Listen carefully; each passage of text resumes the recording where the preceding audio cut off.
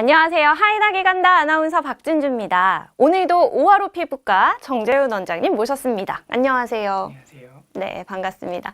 지난 시간에 보톡스와 필러 자세하게 좀 알아봤는데요. 이번에는 필러에 대해서 낱낱이 좀 파헤쳐 보겠습니다.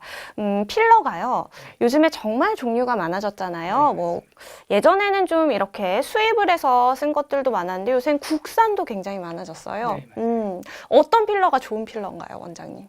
네. 필러가 어떤 필러가 좋느냐에 관해서는 이제 시술자의 입장과 소비자 입장이 약간씩은 좀 다를 수는 있을 것 같고요. 네. 그렇지만 공통적으로 가장 중요한 이슈는 역시 안전성이라고 생각을 합니다.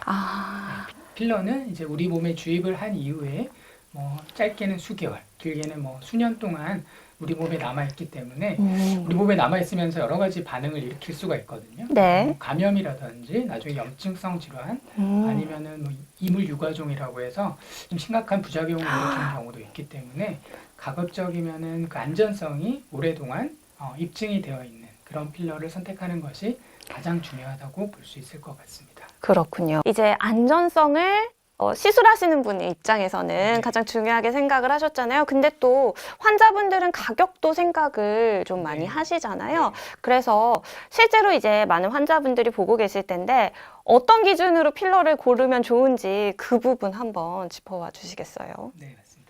필러를 선택함에 있어서 이제 소비자의 입장에서는 안전성은 당연히 이제 확보가 돼야 될 것 같고요. 두 번째로는 가격이 어느 정도 저렴하면서 좀 유지 기간이 오래 지속되는 그런 필러가 좋을 것 같은데요. 네.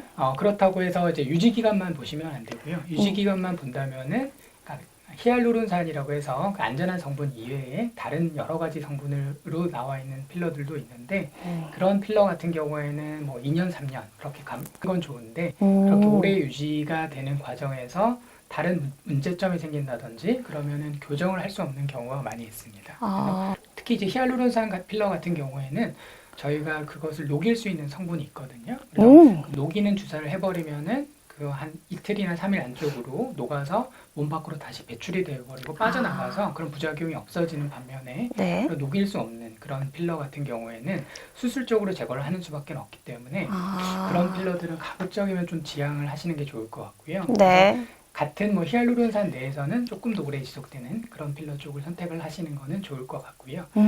그리고 너무 저렴한 필러 같은 경우에는 안전성이 좀 입증이 되어 있지 않는 그런 필러들도 많고요. 네. 좀 믿을 만한 회사에서 만든 필러를 맞으시는 게 중요할 것 같습니다. 그렇군요. 좀 역사가 있고 그래도 좀 인지도가 있는 그런 필러를 선택을 하시면 좋을 것 같고요.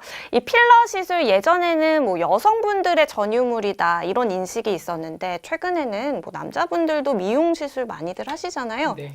그래서 이런 성별에 따라서 혹은 연령대에 따라서 필러를 시술받는 부위 그리고 실제로 이제 주입이 되는 그런 필러의 양이 많이 다른가요?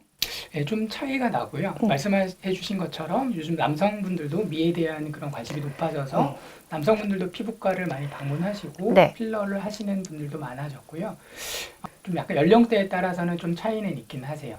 젊은 남성분들 같은 경우에는 코나 이마 같은 부위를 주사를 많이 하시고 연령이 많으신 남성분들 같은 경우에는 주로 이제 주름을 없애는 그런 목적으로 많이 사용을 하시는데 특히 요즘 조금 더 이제 젊어 보이는 것이 경쟁력이 될 수 있어서 좀 젊어 보이기 위한 주름을 없애기 위한 목적으로 필러를 많이 하시고요.